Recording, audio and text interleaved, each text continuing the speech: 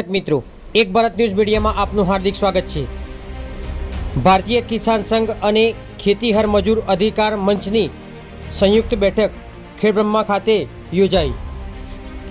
ભારતીય કિસાન સંઘ અને ખેતીહર મજૂર અધિકાર મંચની સંયુક્ત મીટિંગ ખેડબ્રહ્મા હોટલ રઘુછાયા ખાતે યોજવામાં આવી, જેમાં ગુજરાત રાજ્યના કિસાન સંઘના પ્રદેશ કોષાધ્યક્ષ શ્રી શામળભાઈ પટેલ, સાબરકાંઠા જિલ્લાના પ્રમુખ શ્રી અમૃતભાઈ પટેલ, ઈશ્વરભાઈ પટેલ, વડાલી તાલુકાના પ્રમુખ શ્રી માધાભાઈ, ખેડબ્રહ્મા તાલુકાના પ્રમુખ શ્રી જસુભાઈ અને અન્ય પદાધિકારીઓ ખેડૂત પક્ષ તરફથી ઉપસ્થિત રહ્યા હતા।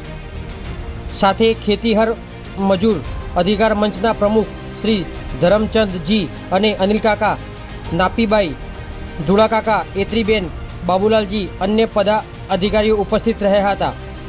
આજની બેઠકમાં ખેડૂત દ્વારા ખેતીમાં ભાગિયા મજૂર તરીકે રાખવામાં આવતા આદિવાસી પરિવારોની પડતર માંગો પર ચર્ચા કરવામાં આવી।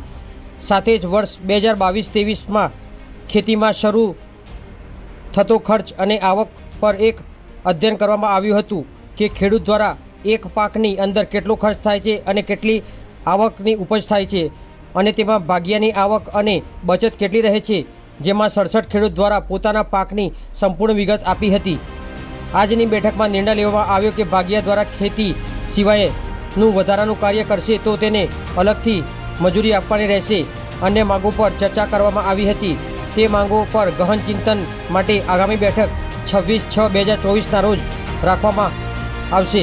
આજની બેઠકમાં સામાજિક કાર્યકર્તા સંજયભાઈ પટેલ, નીરવ, સરફરાજી દલારામ, આનંદીબેન, નવજીભાઈ, કિશનભાઈ વગેરે ઉપસ્થિત રહ્યા હતા અને કાર્યક્રમને સફળ બનાવ્યો હતો। પત્રકાર વિશાલ ચૌહાણ, સાબરકાંઠા।